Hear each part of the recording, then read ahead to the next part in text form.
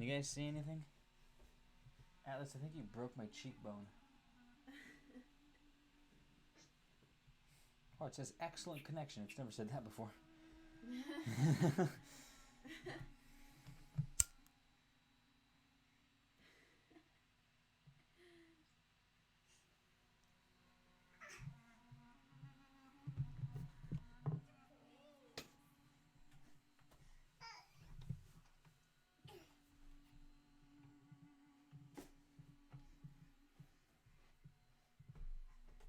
What's that? He's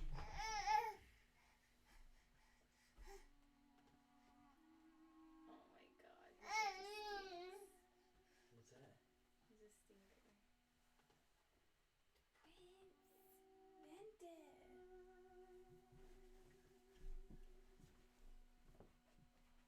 Prince, vente.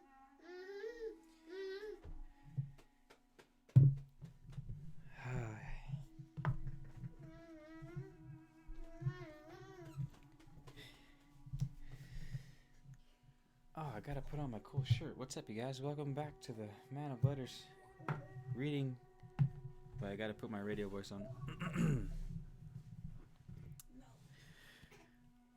Welcome back, ladies and gentlemen. I'm your host, Keith. You're a Man of Letters, here to bring you knowledge, information, and a bit of entertainment. Interview with the Devil.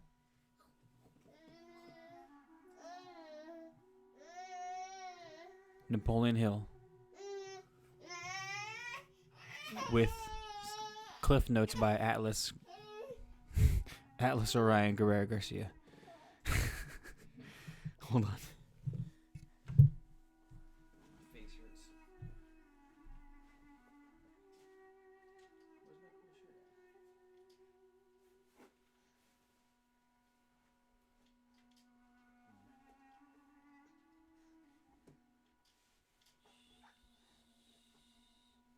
Like, it's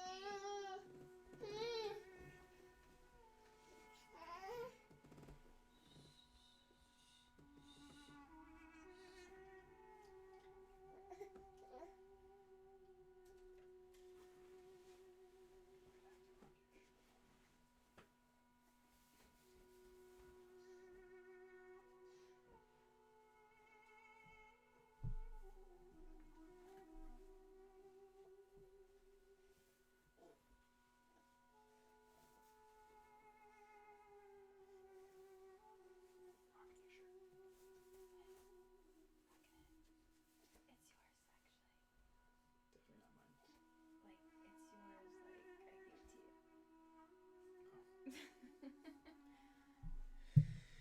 Oh, all right. Oh, God. I'm going to try to do my best with this live. Atlas is...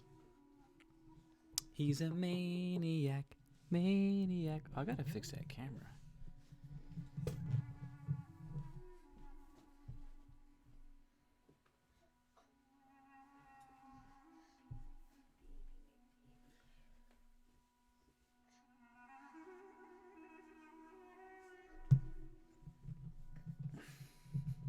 You guys ready?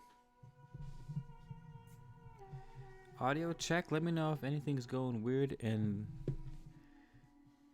Let me know if anything's going weird out there, you guys.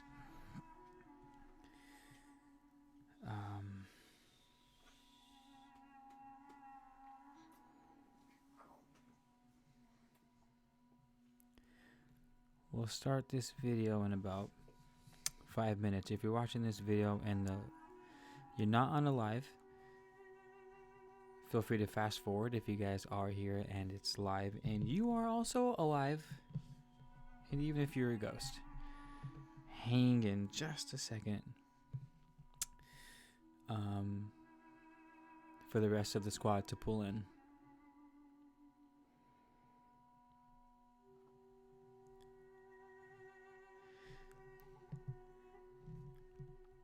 We're on dealing with adversity tonight.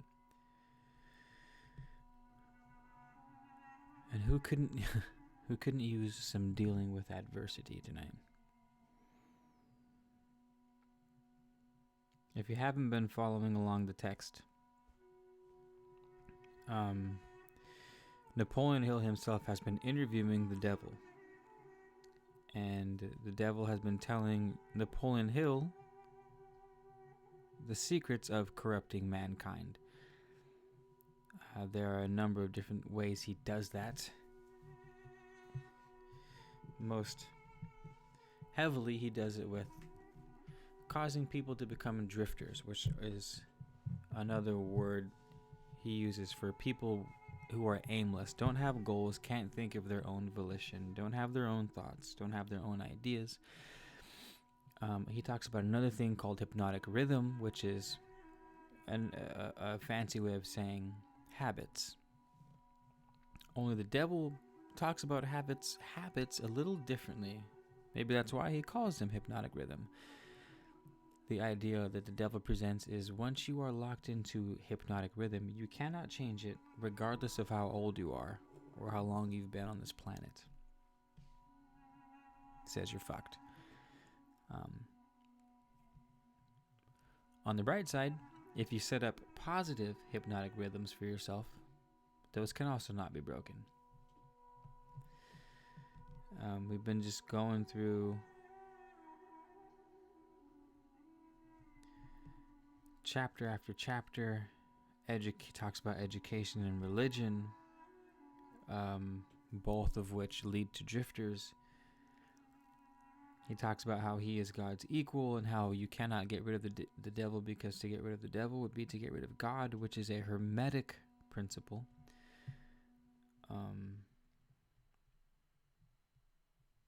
Talks about self-discipline, which is pretty straightforward. And as soon as I find the damn adversity chapter, oh man.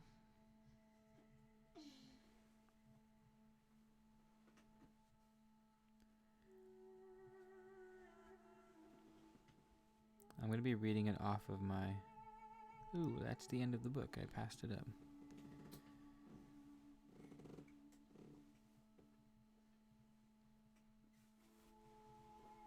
We're almost done with the book, you guys. Sorry it took me so long to finish this. It's been a crazy couple of months. Work's kicked up, and so has... learning from adversity. Here we go. Atlas headbutted me in the cheekbone, and it hurts like hell right now. Damn, it still hurts. Let's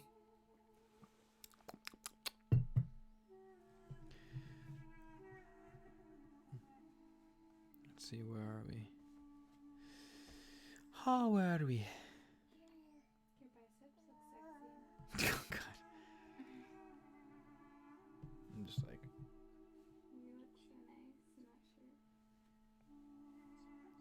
You look so nice in that shirt. They look like I should have some crystals in my Perrier. Yes. Why, yes. Well, good, because I do have crystals inside my Perrier. In fact, I have lots of crystals inside my... Sorry. I can't get excited because Atlas goes fucking crazy. Atlas, go to bed.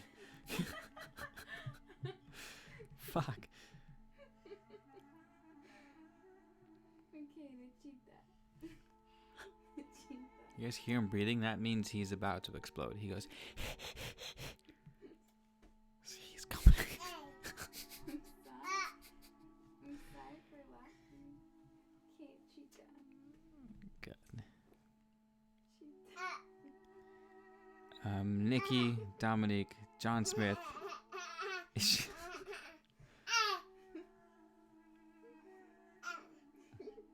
in a funny mood right now.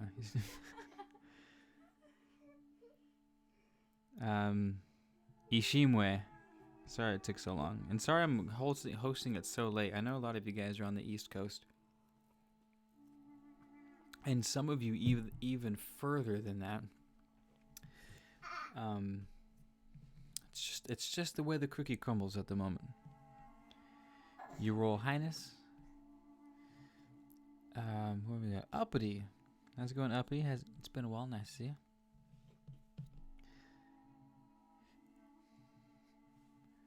I am Toth. What the fuck is this? Devil is illusion. How are you talking to a thing that is illusion? Whoa, Toth, kill the motor. What this is a book written by Napoleon Hill. In case you're wondering what this is. Candy Mikowski, what's cracking? Oh, we're definitely getting Southern Plantation owner for sure. I do declare. I'm so glad you said that. Because every time, I do declare.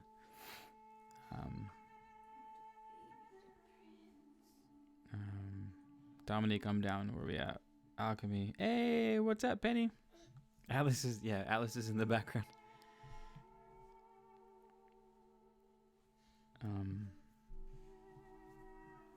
So on, as far as the devil being an illusion, if you study the Hermetics, you will know that while the devil is an illusion, everything is an illusion. All truths are but half-truths. But that we actually talk about that in the book is creating this sort of idea that everything is an illusion, sort of, and therefore nothing has meaning to it, is a perfect way that drifters are created.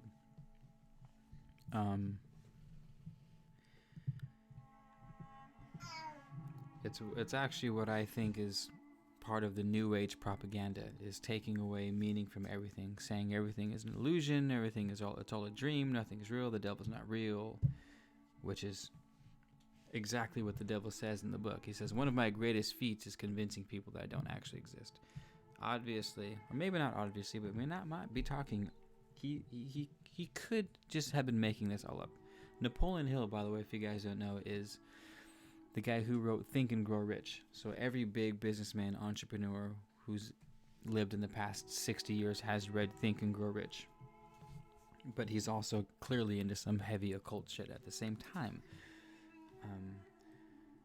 So be careful with having such a violent reaction, or through text, a seemingly violent reaction to the quote-unquote devil. How can you talk to something that doesn't exist? Well, technically, I don't exist. So how are you talking to me under that pretense? How are you watching this video if I don't exist? It's all an illusion, right? Of course it's an illusion, but to you and me, it's a real illusion. Go jump out of your window right now. You're going to go jump off a 10-story building. It's all an illusion, right? So what's the difference? The difference is your illusion will end because your illusion is real, and it's not. I get it, but you got to be careful with these things, man. You just gotta be careful with these things. Anywho,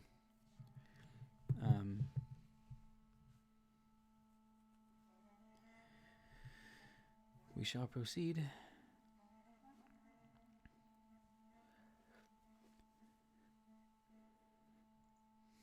Thanks, Toth.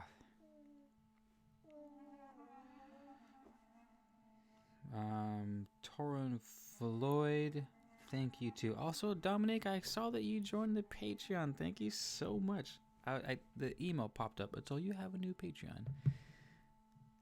And well timed, because Patreon people will get a discount from my Etsy shop. So I think you're gonna get the discount. It's like $5 get you 10% off. $10 get you 20% off the Etsy shop. So help me help you. Keep the channel alive. Keep it strong.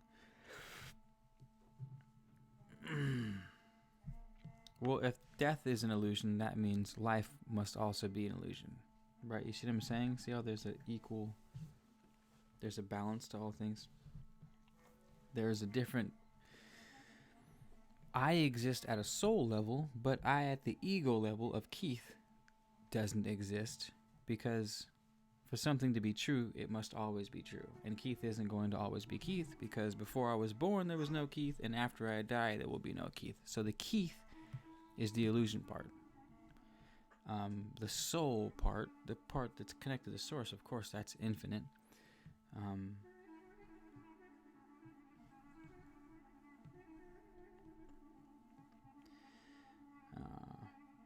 Yeah.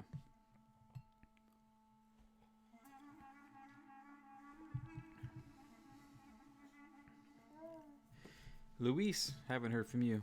Life as you, yeah, true. Well said, Toth. Life as you know now is. That's a good point. Good point.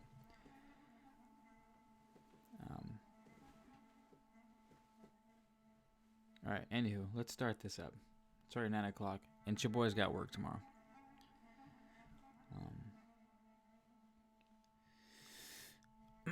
Is the audio good? Is the voice coming in too quiet, too soft? Is there anything I should fix before we start? Because we're about to crank this out. Diamond Blue. Nice to see you. Good evening.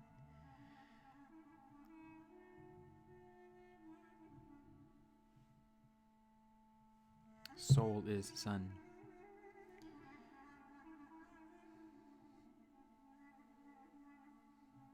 Okay, cool. Sounds great.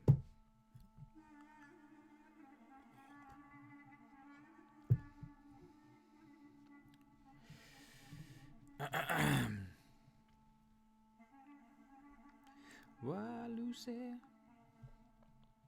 Let's.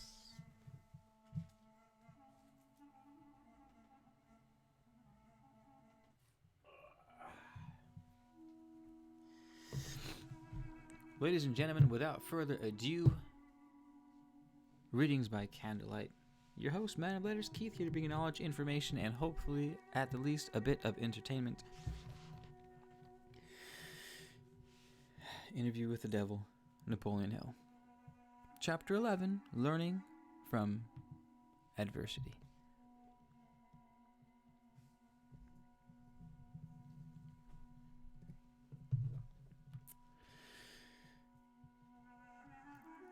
Is failure ever a benefit to man? Yes, indeed. Learning from adversity is the third of the 7 principles. But few people know that every adversity brings with it the seed of an equivalent advantage. Still fewer people know the difference between temporary defeat and failure. If this knowledge were generally known, I would be deprived of one of my strongest weapons of control over human beings. But I understood you to say that failure is one of your greatest allies. I got the impression from your confession that failure causes people to lose ambition and quit trying. And then you take them over without opposition on their part. That is just the point. I take them over after they quit trying. If they knew the difference between temporary defeat and failure, they would not quit when they meet with opposition from life. If they knew that every form of defeat and all failures bring with them the seed of unborn opportunity, they would keep on fighting and win. Success usually is but one short step beyond the point where one quits fighting.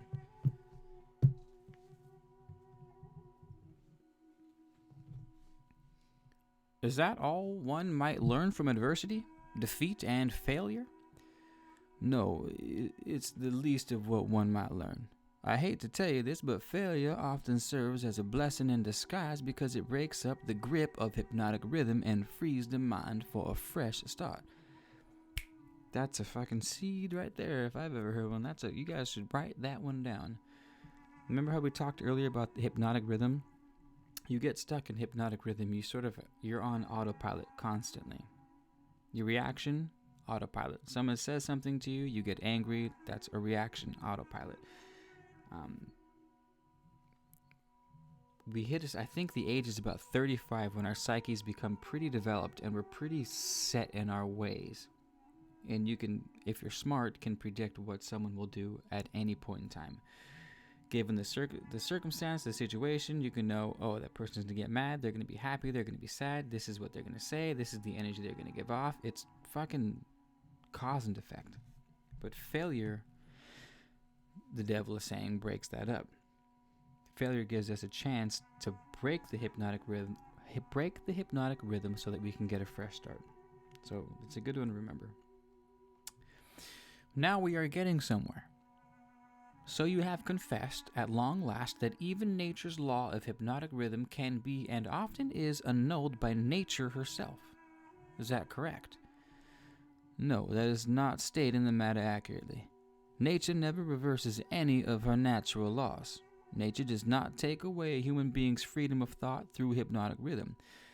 The individual gives up his freedom by abuse of this law. If a man jumped from a tree and was killed by the sudden impact of his body with the earth through the law of gravity, you wouldn't say nature murdered him, would you? You would say the man neglected to relate himself properly to the law of gravity. I am beginning to see the law of hypnotic rhythm is capable of both negative and positive application. It may drag one down to slavery through loss of the privilege of freedom of thought, or it may help one rise to great heights of achievement through the free use of thought, depending on how the individual relates himself to law. Is this correct? Now you have it right. But what about failure? One does not fail intentionally with purpose afterthought. No one encourages temporary defeat. These are circumstances over which the individual often has no control whatsoever. How then can it be said that nature does not take away one's freedom of thought when failure destroys ambition, willpower, and the self-confidence essential to make a fresh start? Failure is a man-made circumstance. It is never real until it has been accepted by man as permanent. Stating it another way, failure is a state of mind. Therefore, it is something an individual can control until he neglects to exercise his privilege. Nature does not force people to fail, but nature does impose her law of hypnotic rhythm upon all minds, and through this law gives permanency to the thoughts which dominate those minds.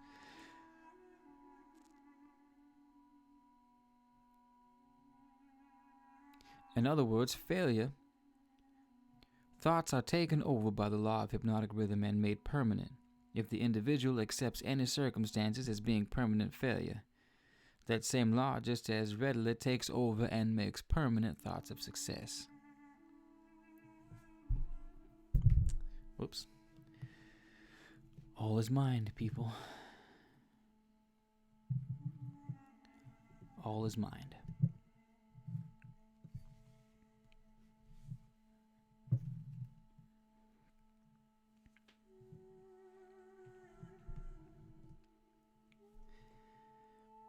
What part, then, does failure play in helping an individual break the grip of hypnotic rhythm after the law has been fastened upon his mind?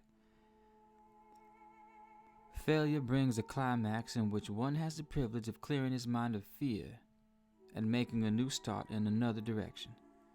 Failure proves conclusively that something is wrong with one's aims or the plans by which the object of these aims is sought.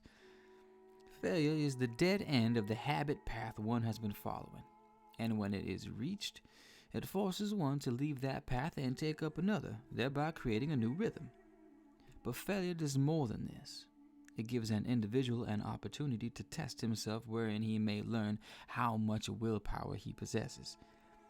Failure also forces people to learn many truths they would never discover without it. Failure often leads an individual to an understanding of the power of self-discipline, without which no one could turn back after having once been the victim of hypnotic rhythm. Study the lives of all the people who achieve outstanding success in any calling and observe with profit that their success is usually in exact ratio to their experiences of defeat before succeeding. Is this all you have to say of the advantages of failure? No. I have barely begun.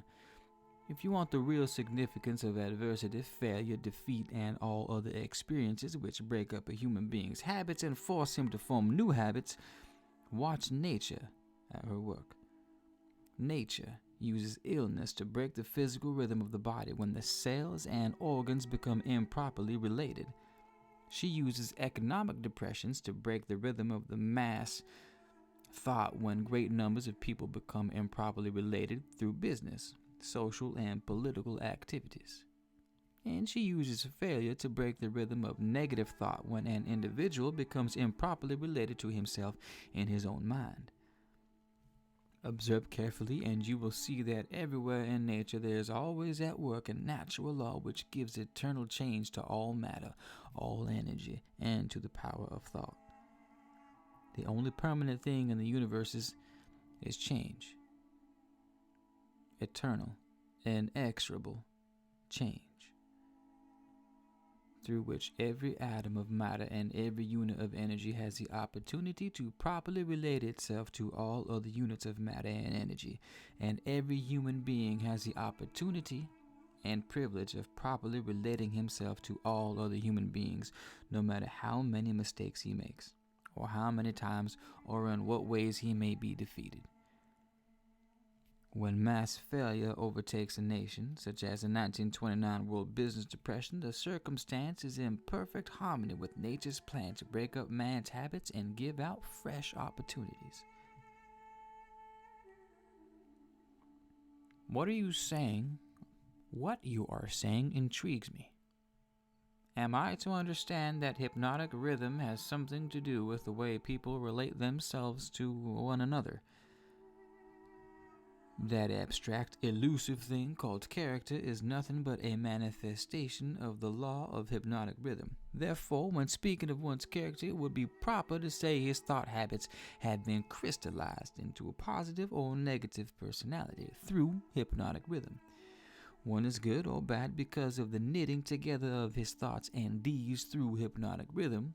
One is bound by poverty or blessed with abundance because his aims, plans, and desires, or lack of them, have been made permanent and real by hypnotic rhythm.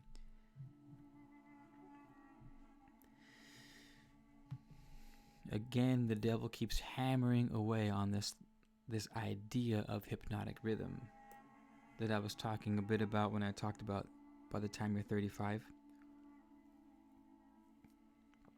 I love that he used the word crystallize and how he described your character as being a perfect example of hypnotic rhythm. I was just reading a study recently that talked about how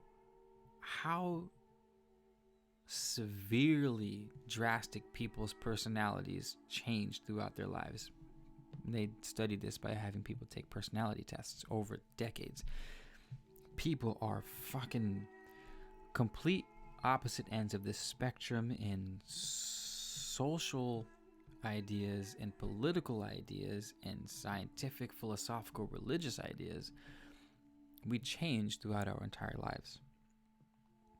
And our character, who people perceive us as, this mask, the persona, the mask that we put onto the world, is hypnotic rhythm. And the devil here is saying that character, whether good or bad, crystallizes by hypnotic rhythm. So, if you've managed to put together a good character that has set up a rhythm to do good things, you're set.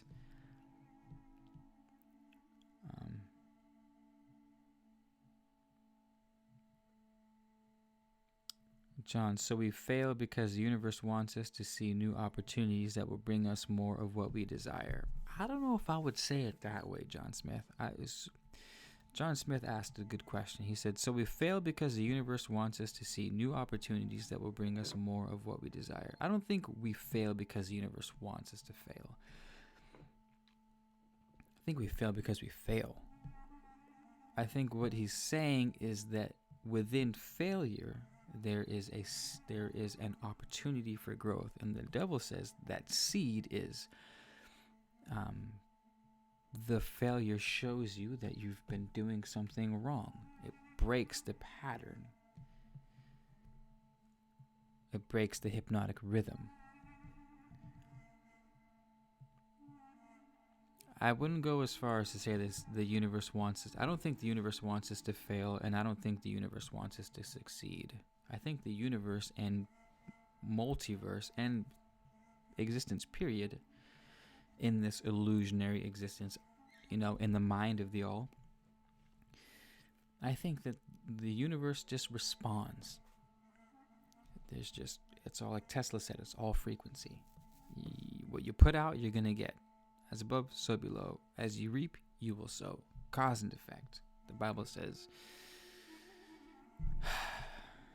all those things. So many different sects say all those things. The language in saying the universe wants you to fail, or even saying, a lot of the gurus say, like, the universe wants you to succeed. It wants you to succeed. I've even said that before on some of the things. It wants you to succeed. Again, I don't think that's the case. I don't think it wants anything. I don't think it has desires. I think it's just a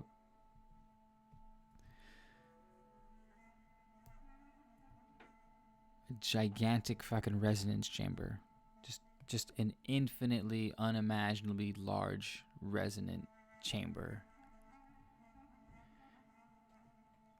And you match the frequency, and that's what you get. In theory, you could go without failing for quite some time. That's the example. If someone's not failing for a while, that's not that the universe didn't want them to fail, and the universe wants them to be more successful than you. They just figured their shit out. Their hypnotic rhythm is better than yours, but eventually they will fail. And if they're smart, they'll go, ooh, I failed. Where's the seed? My rhythm of success has broken. The hypnotic success has broken.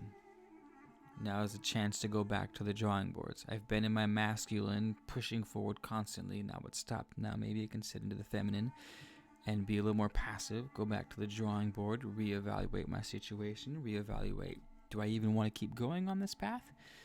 Is it not my style? Have I been going down this route because other people have told me to, and it's not really what I want, and now I have a chance to go in a different direction because I failed in that different direction? Turns out to be much more fulfilling to who I am, you know what I mean? So again, it's just, or I could be wrong, and the universe could actually want you to fail. I don't know. But I don't think so, though.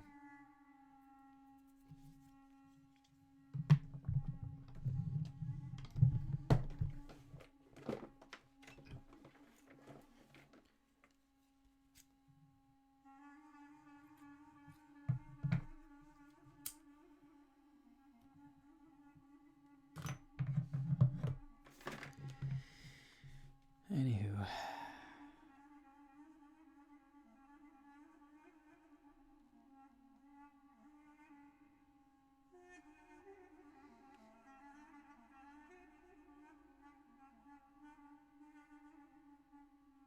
The vibrational world is like an echo chamber. Candy Mikowski. Yeah.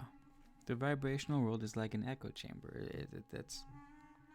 That's red. Whoa, that candle got super bright. Nice. Yeah, for sure. We've talked about it 1,000 times before with resonance, we stimulate things with resonance. You match the frequency. Two neighboring objects will vibrate each other if they have the same frequency. That's literally the definition of resonance.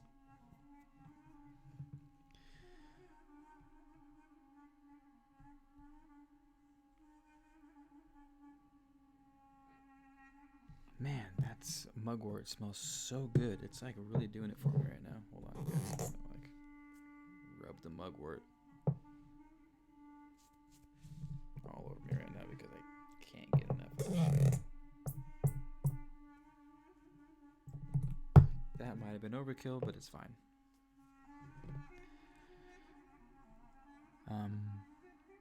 Okay, let us continue.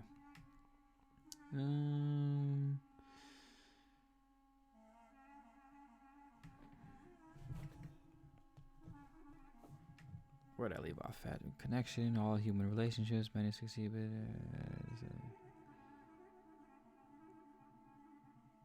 Okay. Napoleon says, is that all you have to say of the connection between hypnotic rhythm and human relationships?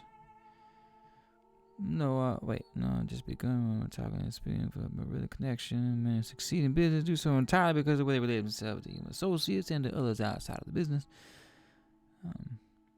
Professional men who succeed do so largely because of the manner in which they relate themselves to their clients. It is much more important for the lawyer to know people and to know the laws of nature than it is to know the law. And the doctor is a failure before he starts unless he knows how to relate himself to his patients so as to establish their faith in him.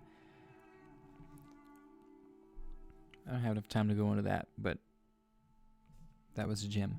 Marriage succeeds or fails entirely because of the manner in which the participants relate themselves to one another. Proper relationships in marriage begins with proper motive for the marriage. Most marriages do not bring happiness because the contracting parties neither understand nor attempt to understand the law of hypnotic rhythm, through the operation of which every word they speak, every act in which they engage, and every motive by which they are inspired to deal with each other is picked up and woven into a web that entangles them into controversial misery, or gives them the wings of freedom through which they soar above all forms of unhappiness. Every newly made acquaintanceship between people ripens into friendship and then into spiritual harmony, sometimes called love, or plants a germ of suspicion and doubt which evolves and grows into open rebellion, according to the way in which the participants in the acquaintanceship relate themselves to one another. Hypnotic rhythm picks up the dominating motives, aims, purposes, and feelings of the contacting minds and weaves these into some degree of faith or fear, love, or hatred. After the pattern has taken definite shape, as it does with time, it is forced upon the contacted minds and made a part thereof. In this silent way does nature make permanent the dominating factors of every human relationship. In every human relationship, the evil motives and the evil deeds of the contracting individuals are coordinated and consolidated into definite form and subtly woven into that all-important human trait known as character. The same manner, the motives and the deeds of good are consolidated and forced upon the individual. You see, therefore, it is not only one's deeds, but also one's very thoughts which determine the nature of all human relationships. You are leading into pretty deep water. Let's keep near the shore, where I can follow you without fear of getting beyond a safe depth. Go ahead and tell me how this subject of human relationships actually works in the current affairs of a problem-filled world such as we have today. Oh, that is a happy thought. But let me make sure you understand the principles I am telling you, before I try to show you how to apply them in the affairs of life. I wish to be sure you understand that the law of hypnotic rhythm is something that no one can control, influence, or evade, but everyone can relate himself to this law so as to be benefited by its inexorable operation. Harmonious relationship with the law consists entirely of the individual changing his habits so they represent the circumstances and the things the individual wants and is willing to accept. No one can change the hypnotic rhythm any more than one can change the law of gravity, but everyone can change himself. Remember, therefore, in all the discussion of this subject, that all human relationships are made and maintained by the habits of the individuals related.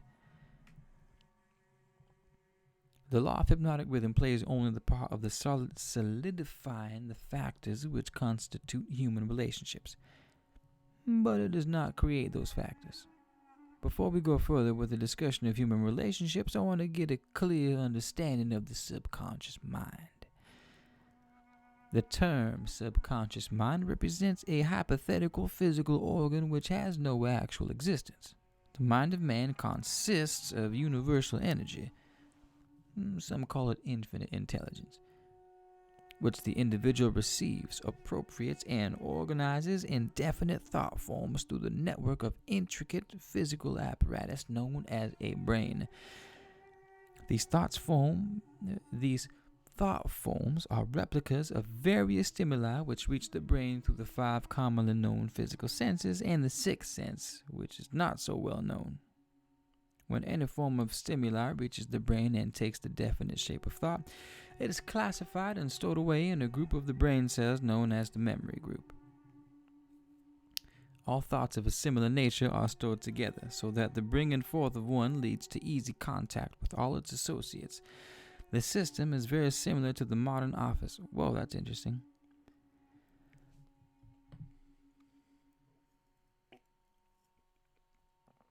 I'm pretty sure it was only in the recent decades where they learned that memories are stored together in a chain in the brain. So, like, say you have kids or nephews, and you get the kid's name wrong, but you named his brother, and then you named the other nephews. Well, the reason why is because you've stored all the nephews in one part of your brain. So you just start popping off all the nephews until you get the right one. It's for easy access. But Napoleon Hill was pulling this shit in like 1940 when he was writing this book, and I'm pretty sure they didn't discover that in science for like 4 fucking decades later. It's kind of cool. Anywho. The thought impressions with which one mixes the greatest amount of emotion are the dominating factors of the brain because they are always near the surface. At the top of the filing systems, so to speak, where they spring into action voluntarily, the moment an individual neglects to exercise self-discipline. These emotion-laden thoughts are so powerful they often cause an individual to rush into action and indulge in deeds which have not been submitted to or approved by his reasoning faculty. These emotional outbursts usually destroy harmony in all human relationships. The brain often brings together combinations of emotion and feeling so powerful they completely set aside the control of the reasoning faculty. On all such occasions, human relationships are apt to be lacking in harmony. That's important to know.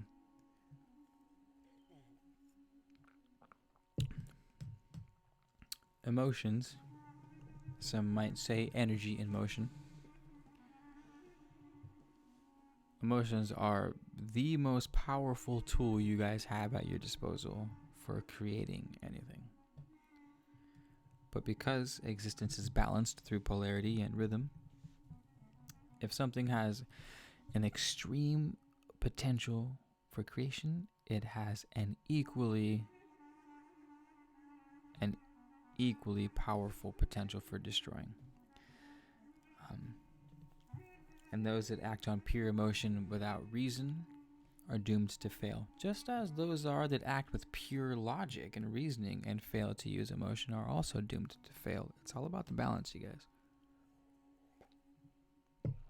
All about the balance. Plus, the devil is going on quite the monologue right now. It's like 8 paragraphs deep and has like 8 more. Through the operation of the sixth sense, the brain of a human being may contact the filing cabinet of other brains and inspect at will whatever thought impressions are on the file. The condition under which one person may contact and inspect the filing cabinet of another person's brain is generally known as harmony. But you may better understand what is meant if I say brains attuned to the same rate of thought vibrations can easily and quickly exercise the privilege of entering and inspecting others' filing cabinets of thoughts. In addition to receiving organized thoughts from the filing cabinets of other brains through the sixth sense, one can, through the same physical organ, contact and receive information from the universal storehouse known as infinite intelligence.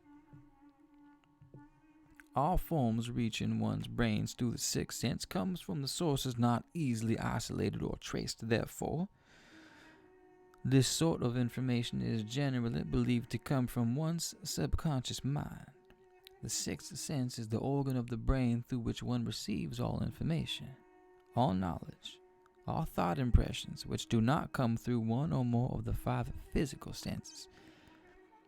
Now that you understand how the mind operates, you will more easily understand how and why people come to grief through improper human relationships. You will also understand how human relationships may be made to yield riches in their highest forms, riches in material, mental, and spiritual estates.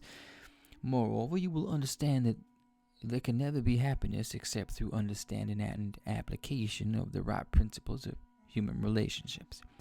You will understand, too, that no individual is an entity unto himself.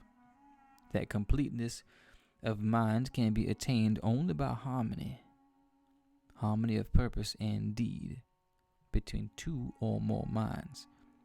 You will understand why every human being should, of his own choice, become his brother's keeper in fact as well as in theory.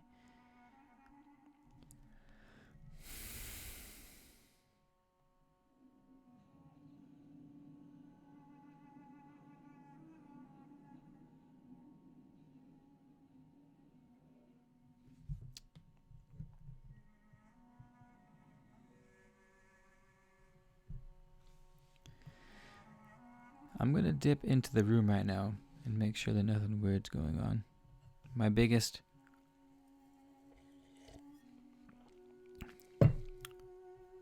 what my mind is thinking while I'm reading this thing is, oh my god, what if I've been reading for the past 5 minutes and I accidentally unplugged the cord? I've been talking to no one.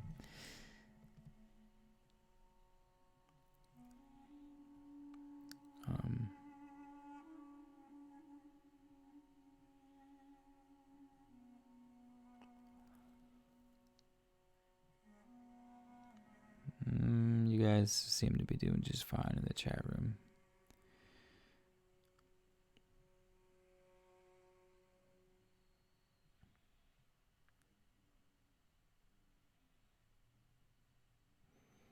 Phoenix Rising, thanks. Thanks, man.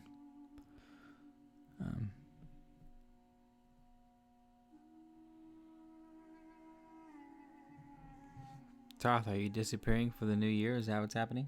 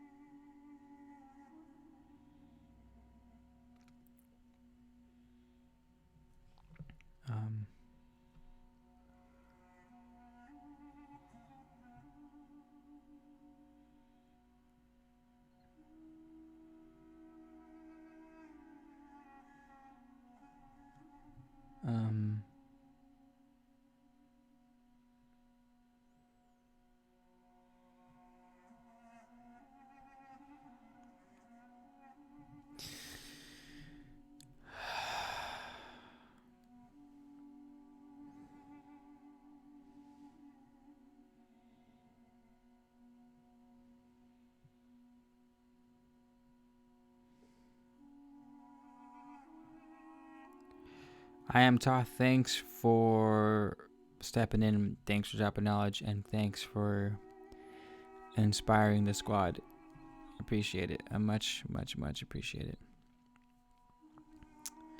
Hopefully we see you before you disappear for the solstice.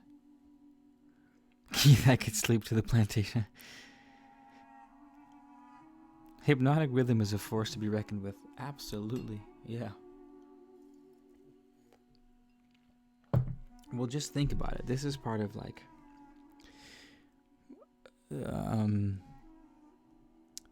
sort of my thing that I've been working on is everyone's talk about triggers. Think about triggers, all things that trigger you. So find out what triggers you the most. Like find out what triggers you to the point someone says one thing or does one thing and you go from having the best day to the fucking worst day. And nothing really life-threatening has happened, but your whole day just got fucked from the one thing. That's your trigger. So now you acknowledge your trigger, and you go, oh, I don't want to be that way anymore. I'm going to change that.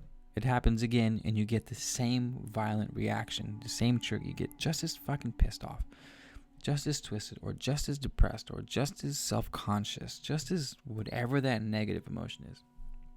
So first we're doing something unconsciously, and then you realized you were doing it and wanted to change it, so now you're conscious of the darkness, but the thing happens again and you are still unable to change the reaction, knowing that you want to change the reaction. and you do it for years. That's how difficult it is to break hypnotic rhythm.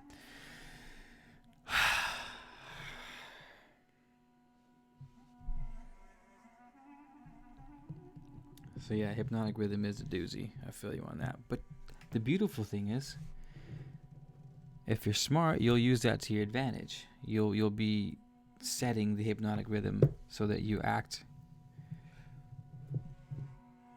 so that your emotional outbreaks are advantageous to you instead of destructive, which is the name of the game. Eventually we want to get to the point where our triggers aren't negative triggers. We hear one thing that makes us have the best day in the world. Someone says something to us that gives us all the self-confidence that we could have ever possibly asked for.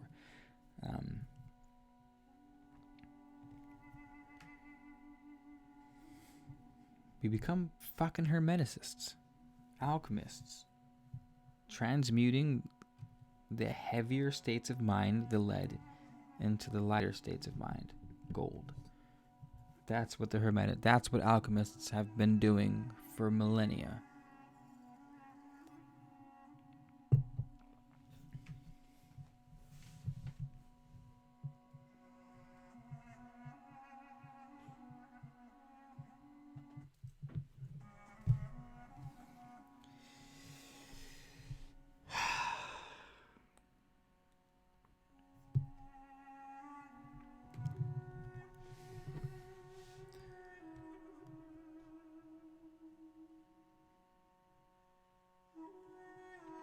Oh, Bree, what's cracking? Nice to see you. Ashira. Don't worry. Don't worry, Ashira X, a wizard, is never late nor early. He arrives precisely when he means to.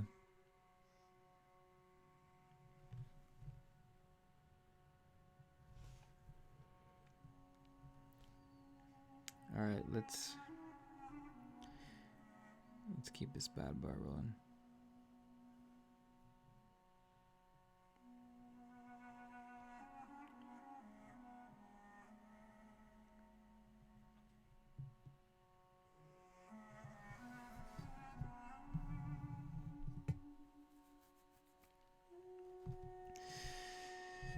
Alright, where were we?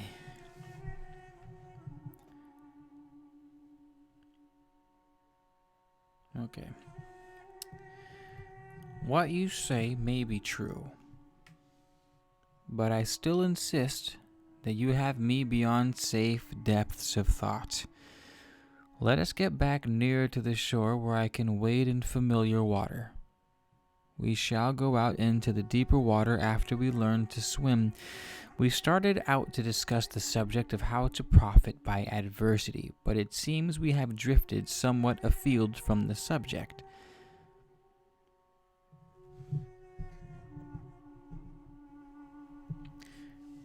We have detoured, but we have not drifted. The devil never drifts. The detour was necessary in order that we might be prepared to understand the most important part of this entire interview.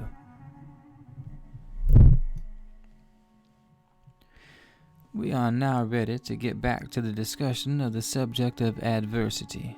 Inasmuch as most adversities grow out of improper relationships between people, it seems important to understand how people may become properly related.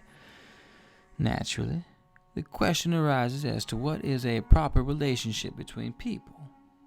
The answer is that the proper relationship is one that brings to all connected with it or affected by it some form of benefit. What then is an improper relationship? Any relationship between people which damages anyone or brings any form of misery or unhappiness to any of the individuals. How can improper relationships be corrected? By change of mind of the person causing the improper relationship, or by changing the persons to the relationship. Some minds harmonize naturally, while others just as naturally clash. Successful human relationships to endure as such must be formed of minds that naturally harmonize. Quite aside from the question of having common interests as a means of bringing them into harmony. When you speak of business leaders who succeed because they know how to pick men, you might more correctly say they succeed because they know how to associate minds which harmonize naturally. Knowing how to pick people successfully for any definite purpose in life is based upon ability to recognize the types of people whose minds naturally harmonize. Stay focused on adversity, if you will. If there are possible benefits to be found through adversity, name some of them. Adversity relieves people of vanity and egotism. It discourages selfishness by proving that no one can succeed without the cooperation of others. I'm going to read that again. The devil says, adversity relieves people of vanity and egotism. It discourages selfishness by proving that no one can succeed without the cooperation of others. Adversity forces an individual to test his mental, physical, and spiritual strengths. It thus brings him face to face with his weaknesses and gives him the opportunity to bridge them. Adversity forces one to seek ways and means to definite ends by meditation and introspective thought. This often leads to the discovery and use of the sixth sense through which one may communicate with infinite intelligence. Adversity forces one to recognize the need for intelligence not available except from sources outside of one's own mind.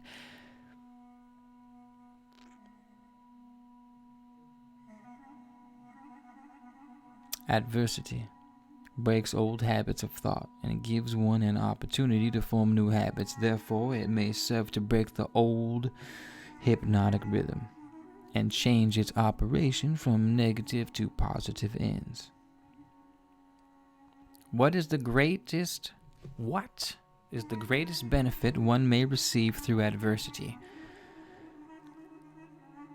The greatest benefit of adversity is that it may, and generally does, force one to change one's thought habits, thus breaking and redirecting the force of hypnotic rhythm.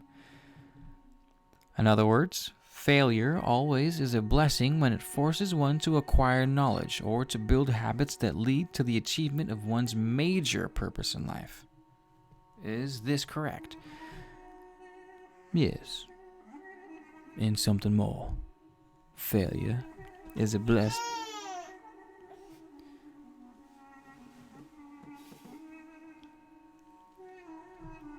Atlas is having a bad dream. Or he just wants more milk. Failure is a blessing when it forces one to depend less upon material forces and more upon spiritual forces. Listen to this. Many human beings discover their other selves, the forces which operate through the power of thought, only after some catastrophe deprives them of the full and free use of their physical bodies. When a man can no longer use his hands and his feet, he usually begins to use his brain.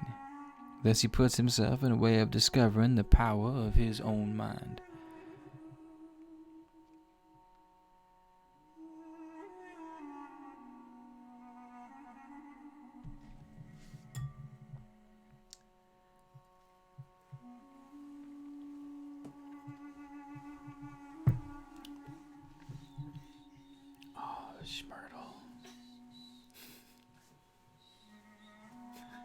He sits up like a zombie. My son will wake up. I don't even think he's completely asleep, but he'll sit straight up in the air, just like, and he just collapses back down on the bed.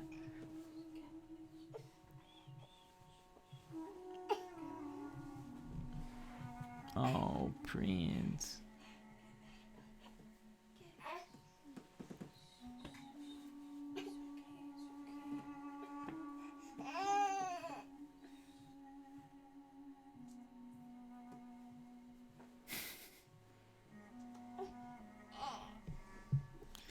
I'll read you guys' comments while he gets back to sleep or something.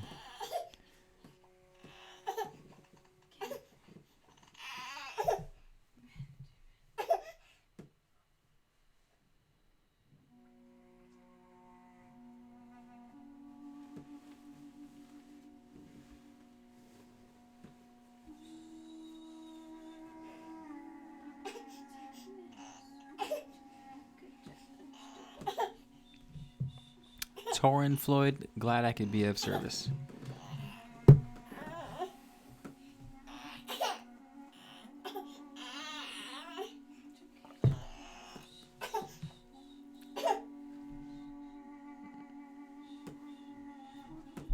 You know, it sounds bomb right now.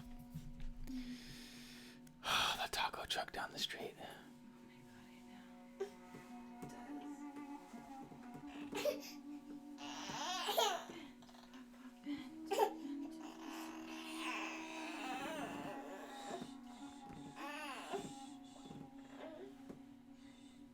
I don't think the taco truck is open on Mondays, though.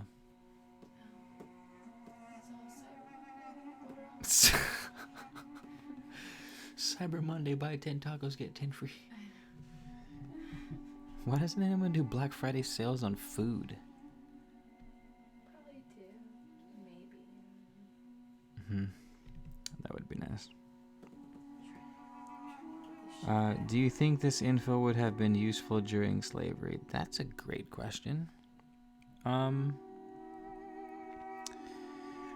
Blue 77. Well, I would answer that question taking it directly from the context of the book that we're reading, and say that it would depend solely upon how deep the slaves were in mental slavery. About yourself from mental slavery. None but ourselves can free our minds. What? I have no fear for atomic energy, 'cause none of them can stop the tide. How long shall they kill our prophets while we stand aside and look?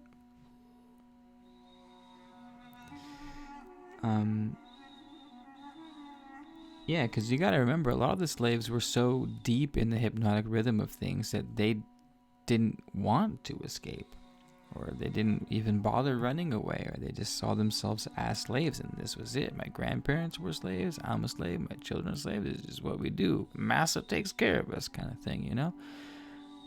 What's the term they use for it now? What's the term now where people, like, get an affinity for their captors, for their kidnappers? Stockholm syndrome, where people develop like feelings for their captors and they like make friends with them and shit. So would this information help a slave? I would say this information would help a slave just as easily, or just not as easily, as it would help someone today. It just depends on how deep they are in their own hypnotic rhythm.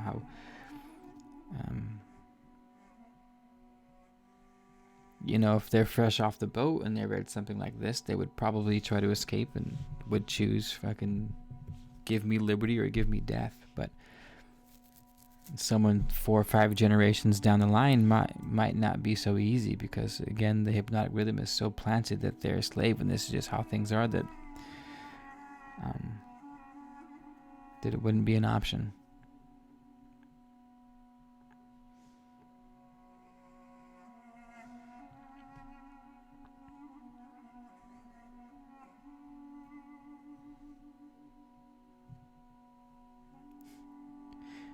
Ralph Smart, 8 wake-up calls from the universe you shouldn't ignore. How many fucking times can you retitle that one video and make videos off of it?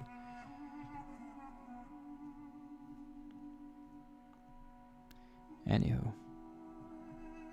Whoops.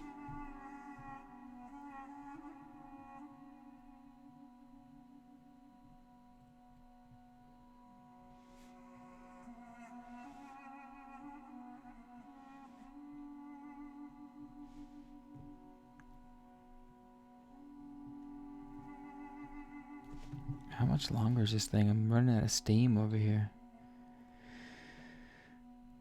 Oh, it's almost done. Okay. I should have put my PayPal link up if anyone wants to throw some change in the tip jar.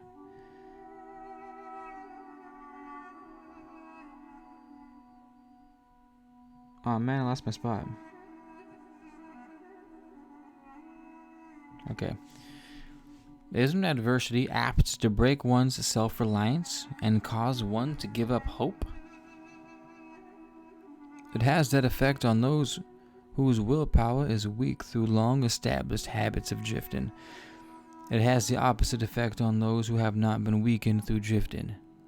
The non-drifter meets with temporary defeat and failure, but his reaction to all forms of adversity is positive. He fights instead of giving up, and usually wins. Life gives no one immunity against adversity, but life gives to everyone the power of positive thought, which is sufficient to master all circumstances of adversity and convert them into benefits. The individual is left with the privilege of using or neglecting to use this prerogative right to think his way through all adversities.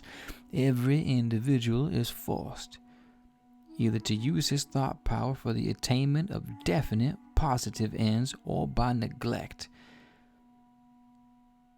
or design use this power for the attainment of negative ends. There can be no compromise, no refusal to use the mind.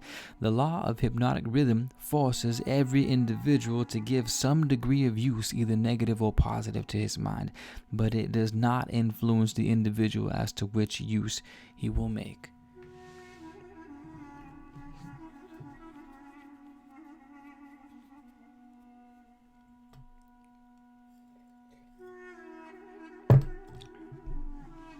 I'm going to stop us right there. Again, the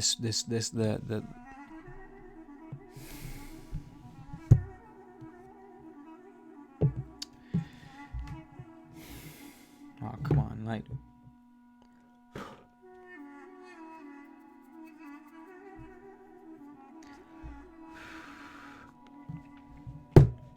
the New Age spiritual jargon tells you to constantly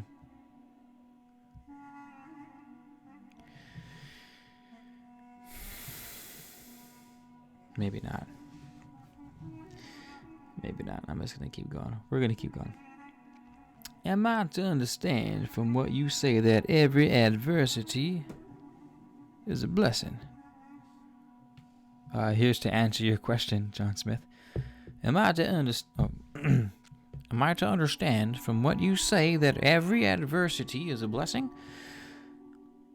No, I did not say that at all.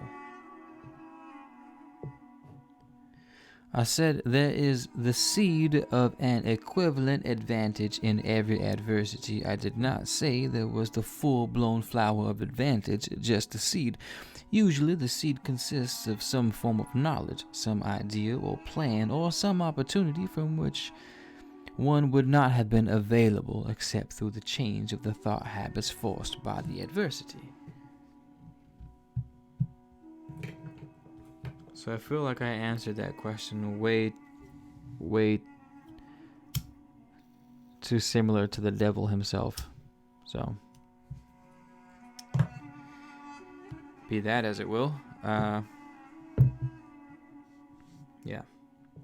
So again, it's not saying failure is a good thing, right? Let's not take it to the extreme and be just another fucking regurgitated YouTube or blog post. It says, be happy when bad things happen to you, because bad things are good things.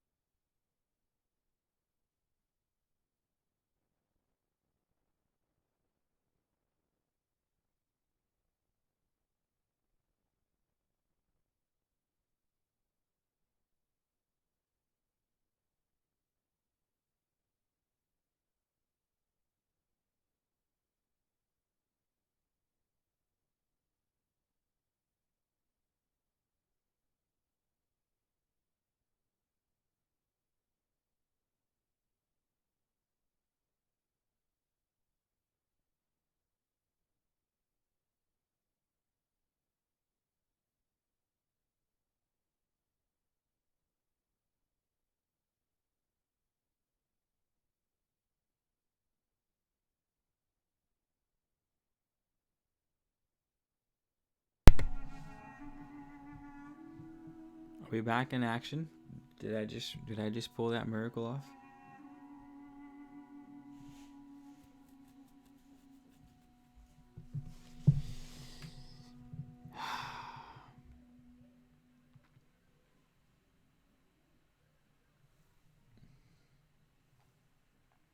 I wonder if I could.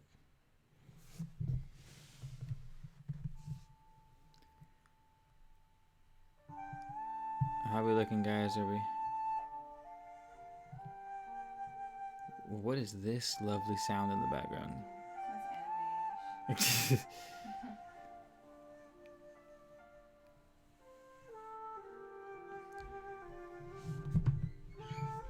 It does. Fuck, I should be riding a dragon right now.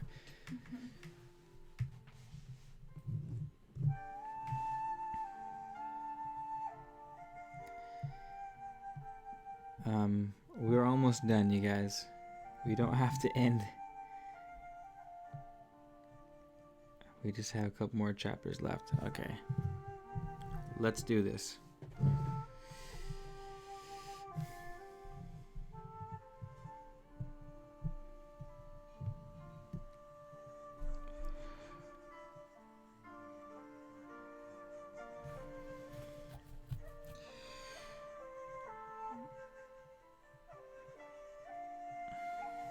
Okay, here's where we left off.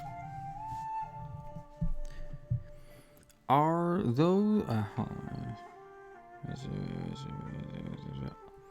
those all the benefits available to human beings through failure?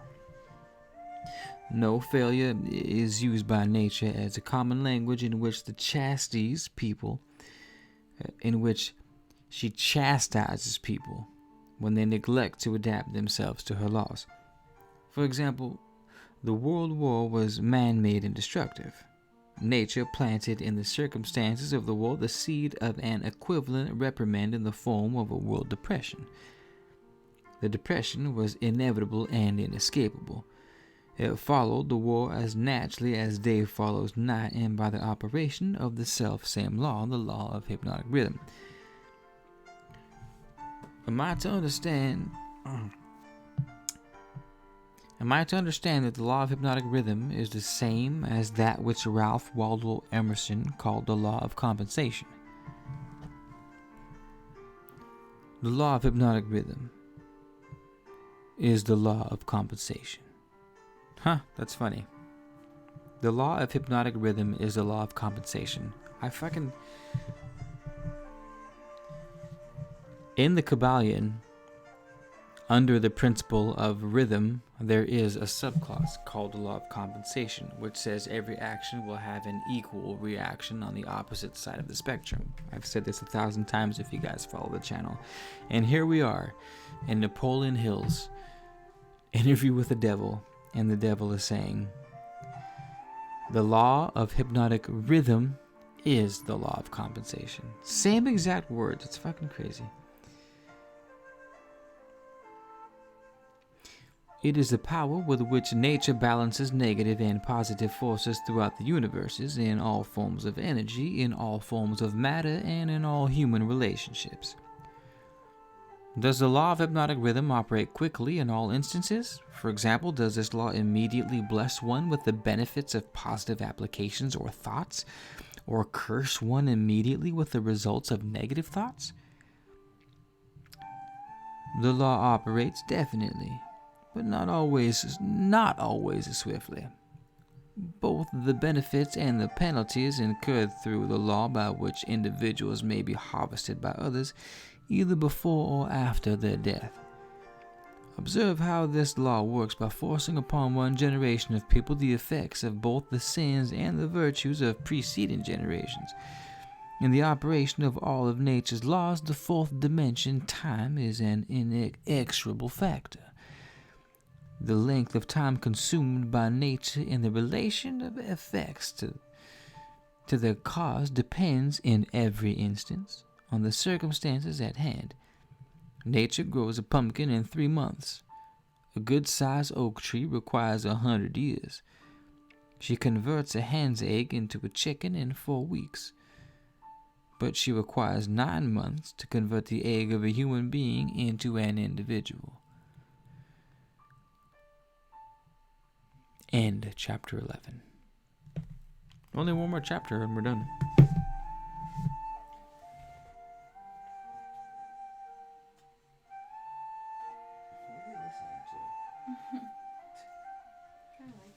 We're listening to Ting Tiu Yon Not Tai Tai Long Nigo. I'll say that again if you missed it. Ting Tiu Yon Not Tai Tai Long Nigo. Feel free to look that up on YouTube if you want to listen to that.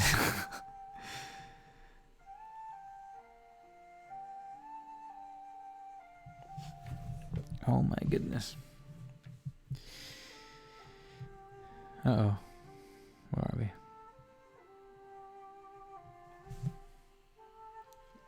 Ta-da! We have finished, you guys.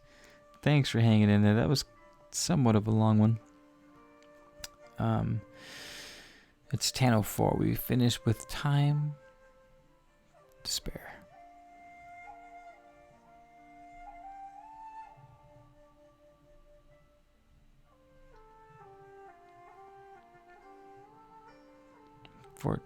It's crazy. Crazy, you guys. Crazy. So,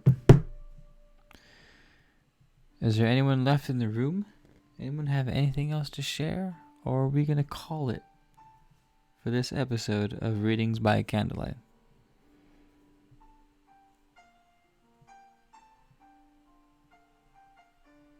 Hey, Dominique's still here.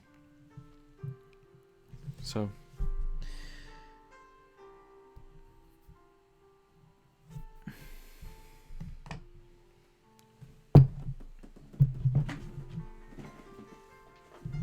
I forgot to take the white sage hydrosol out from the backyard.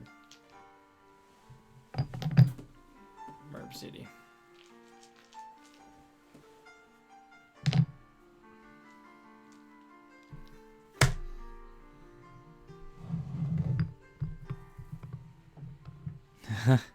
Were you asleep over there? I don't blame you. I don't blame you for sleeping during Readings by Candlelight. Your subconscious will pick up what it needs, I'm sure.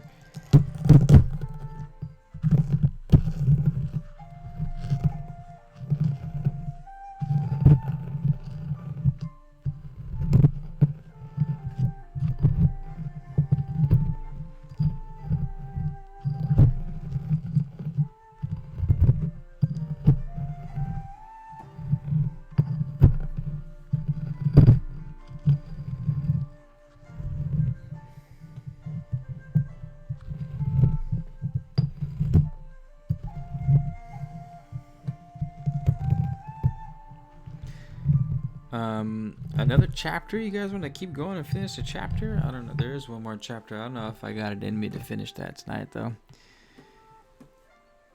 It's already 10 o'clock. Let's see how long this chapter is.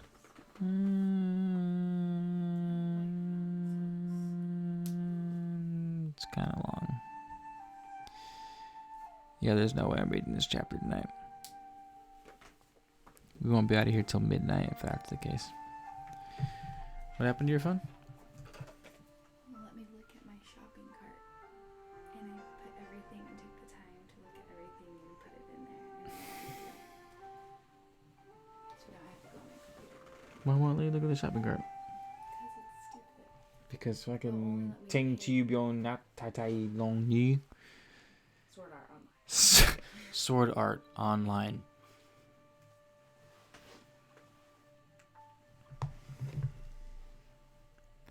Sword Art Online.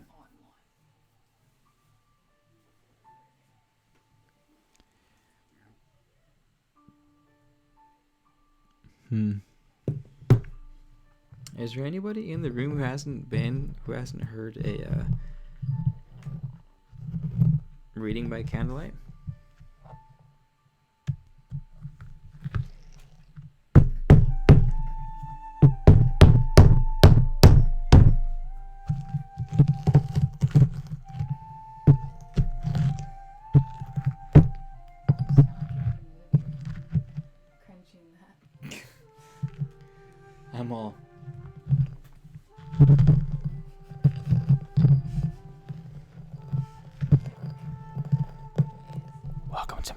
There's ASMR.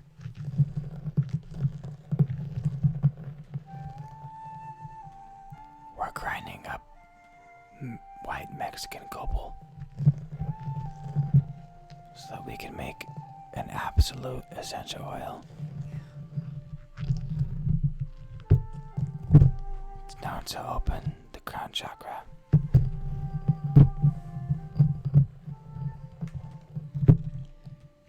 We're listening in the background to Ting Niu Nhai Sing Sing Ba Hai Sing Tu Bian Su Gai Ji Sing Tu Gai Sai Sing.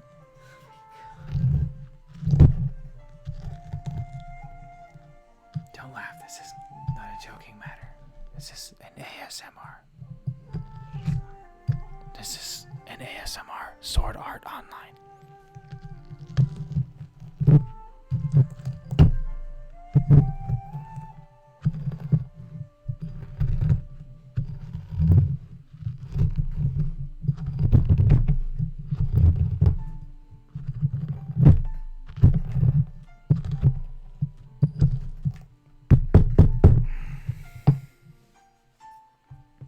Sing no say sing, hoa say say cường say hiểu sư, anh tình chỉ ai, anh chỉ sinh nơi nào phải biết, biết trong khỏi đời sự.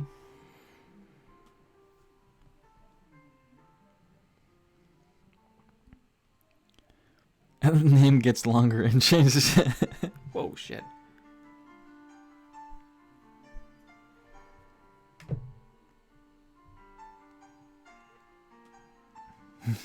Keith Grindbrier. Wait.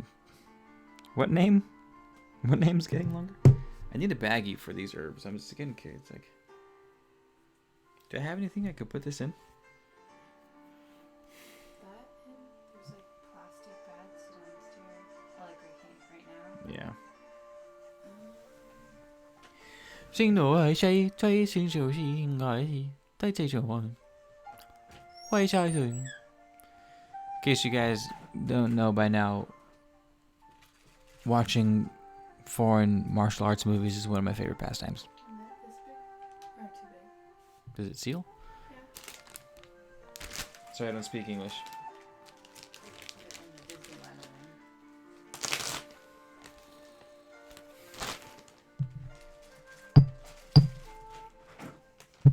You can call me Keith Grinds Herbs by Keith Grinds Herbs, Candlelight. By Candlelight.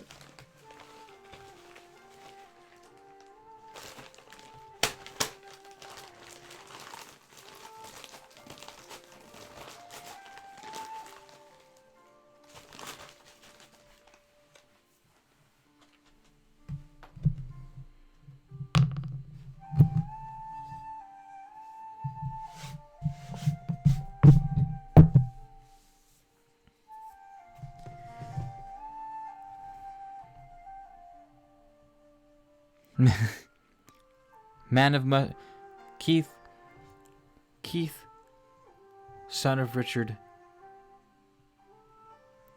man of mushroom posters and grinding herbs, and man of letters, writing letters posters, mushroom poster, man of mushroom poster, grinds herbs. First of his name, last of his kind. Some friends become enemies, some enemies become friends. Sinh nữ在西西，正直無人打吹，花基情不是。Eater of ramen noodles. Top ramen. Sometimes bottom ramen. Sometimes ramen in the middle. Sometimes spicy ramen.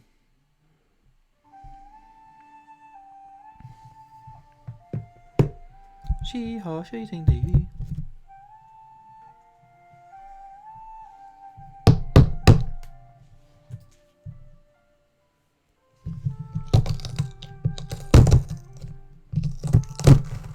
I should have bought a way bigger grinder.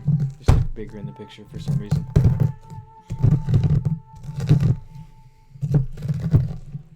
I'm going to call her up and give her a piece of my mind and say, excuse me, but the grinder that was in the picture looked way bigger. And on top of that, I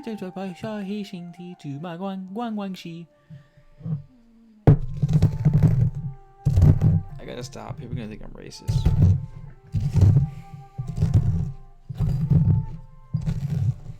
I'm gonna be like sword art online.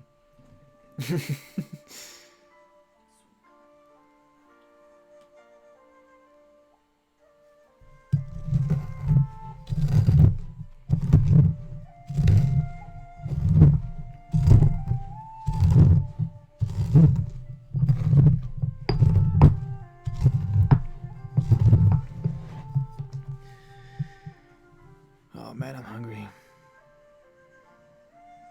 too. Whatever they're cooking downstairs smells bomb.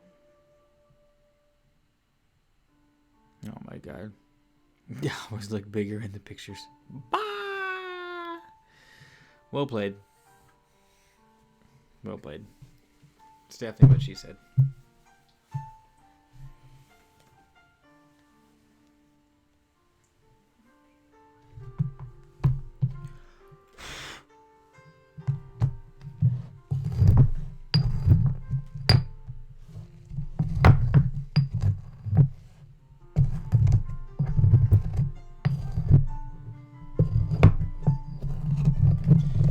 The microphone definitely, like, the microphone's bigger than my head. It's like, yes, it was in the butt plug section of Amazon.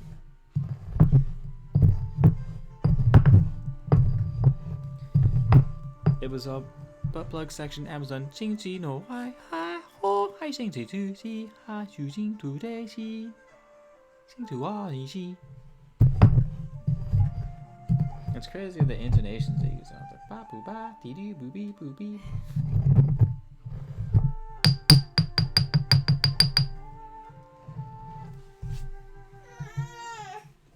Sorry, Atlas. He's all 星期三.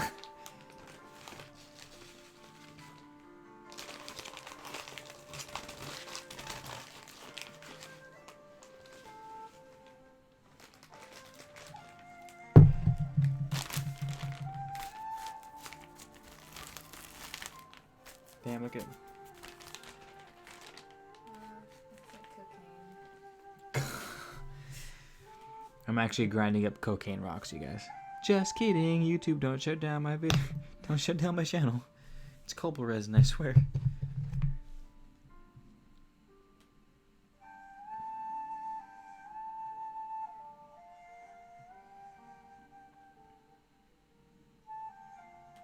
Oh, John.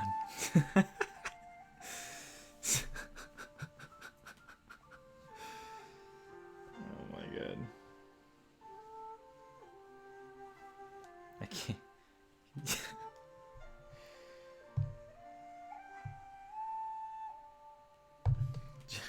John's been hanging out with Elizabeth.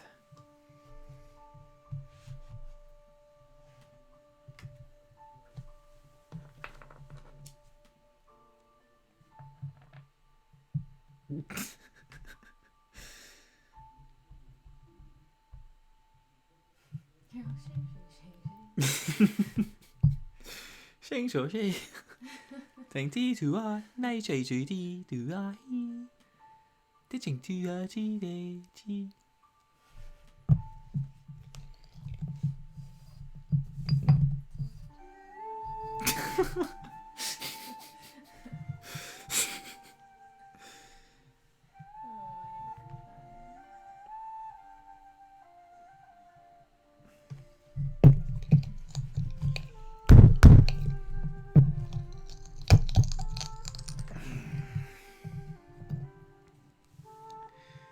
Damn, I should have got a bigger one. Big one. That one's so cool though. It's cool as fuck, but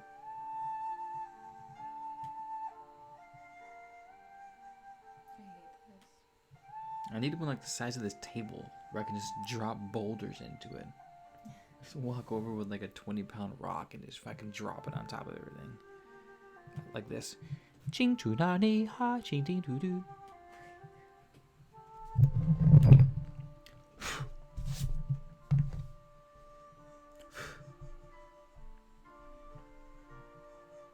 guys enjoying this post Devil's interview Cobble ASMR.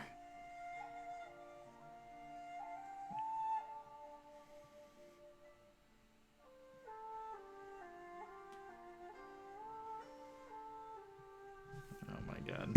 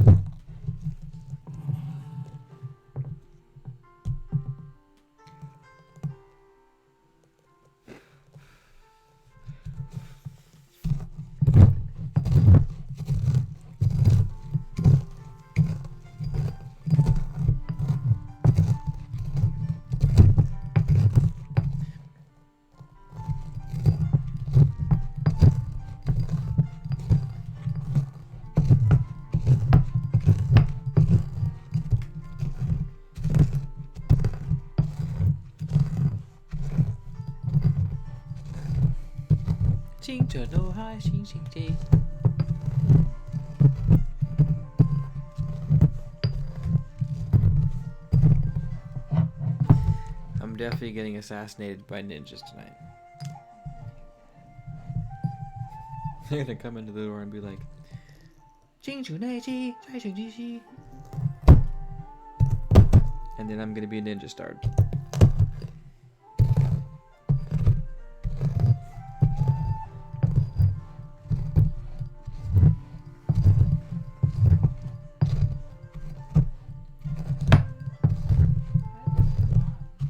Huh? I don't know, it had the Darduk flute. And it's all, hey, you like Middle Eastern music? How about Korean flute? Oh my god.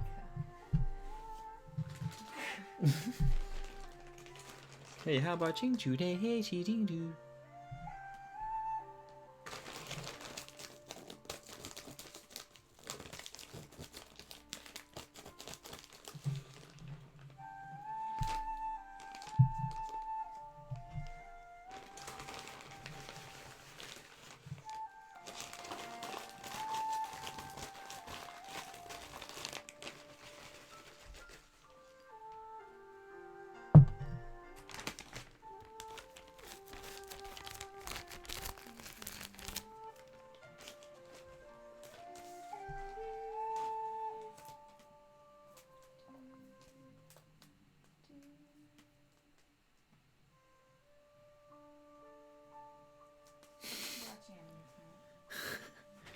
Let's watch anime.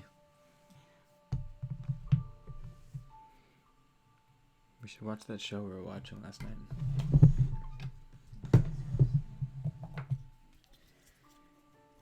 Well, that was a movie, it wasn't a show. Yeah. It's gone forever. Alright, that's enough copal grinding tonight.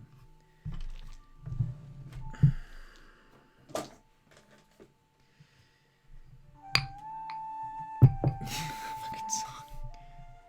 Can you guys hear the music in the background, by the way? I'm just being an asshole. I know, right? Shut it off.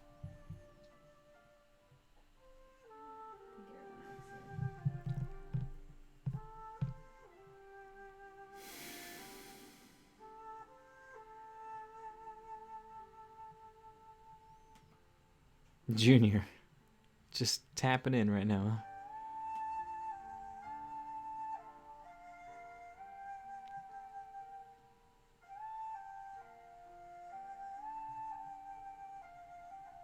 Now you're just getting racist. It's not racist if you watch anime. Or maybe that makes it extra racist. I don't know the rules on racism anymore.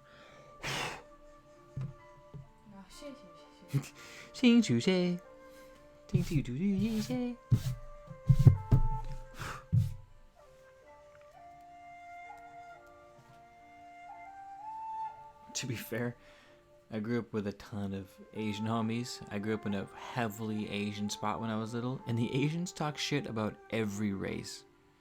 Period. And without shame. They'll do it directly to the race. They don't give a fuck. They're just... Asians are savage like that.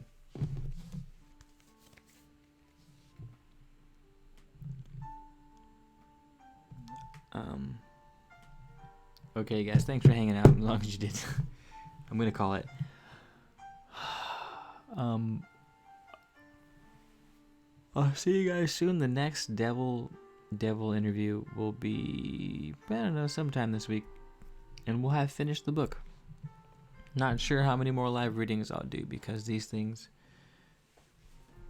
take a while and they actually don't generate that much traffic to the page. And I gotta, we'll see, but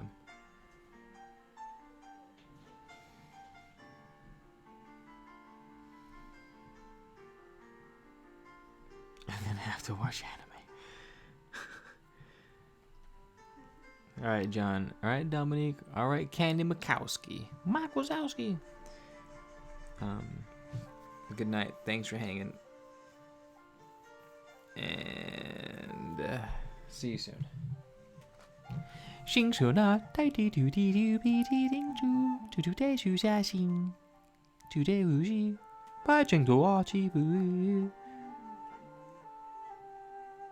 Guam, T2 Vietnam, Kaki to Thailand, T Bali to TJ, Korea, Kichi to Cambodia, Chi Huan, Jing, Hong Kong, Chi to Thailand, Tiki. Does it work that way?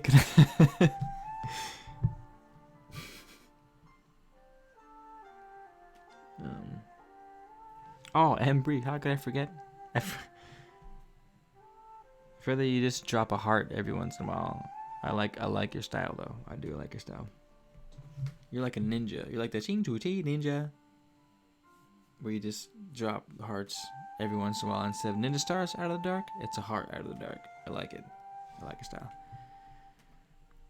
Oh, Chi Tu Nagasaki Huji. Ah, Tokyo Shizu Iwo Jima Hi. Ah, Hiroshima Yaki Juningi. What other place? I don't know any places. Hi, Japan, hey, you Hapone, he. Sushi, ha, no, edamame, hey, yakushi. No, it's definitely not a Japanese act. Japanese is more like, oh. No, you're probably being racist. It's not racist. Might be a little racist. Oh, Nagasaki. Like, wax on, wax off. Alright, now. It's not racist. If I just have a way with accents, you guys. I don't know if I can do a great Indian accent. Watch, with the dot, not the feather. Buddy, buddy, ding. Today we're going to do it. We read from a book called "Wit." Why are we listening to this music? Sid? Buddy, buddy, buddy. I can't do an Indian accent right now. It's getting too late. I need a script.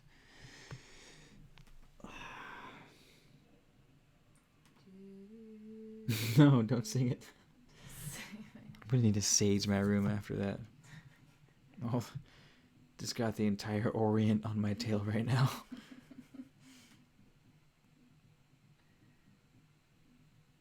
There you go. We're saging. You see that?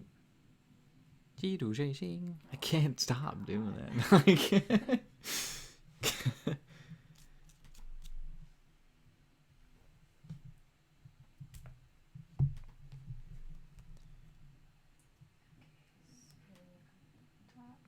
Guy from The Simpsons. I don't know who the guy from The Simpsons is. I basically base my Indian accent off of the lemur from Madagascar. He has like 6 lines, but I've somehow been able to put together an entire language from it. Riddle me this, Batman. I think personally it is because I had past life in India. Buddy, my friend, what are you doing in India? I'm come to try all the tasty food like curry, like the green curry. the red curry, preferably coconut curry, because it is kind of sweet, but it's not too spicy. I like spice, but I'd like to taste the food too. You know what I mean?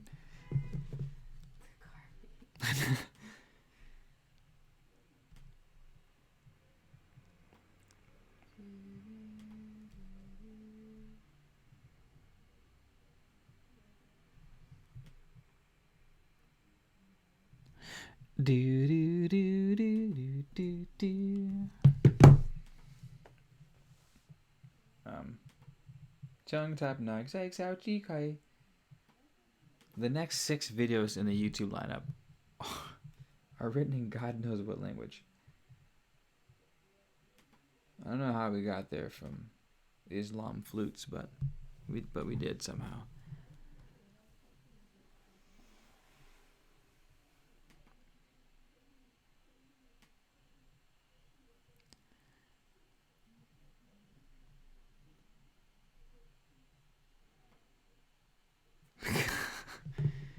I just checked the subscribers and we lost 3 subscribers. There's definitely 3 people that think I'm racist out there for sure.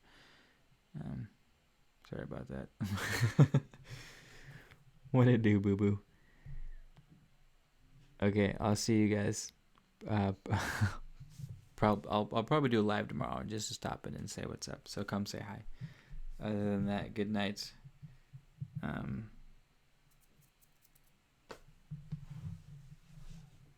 Until next time.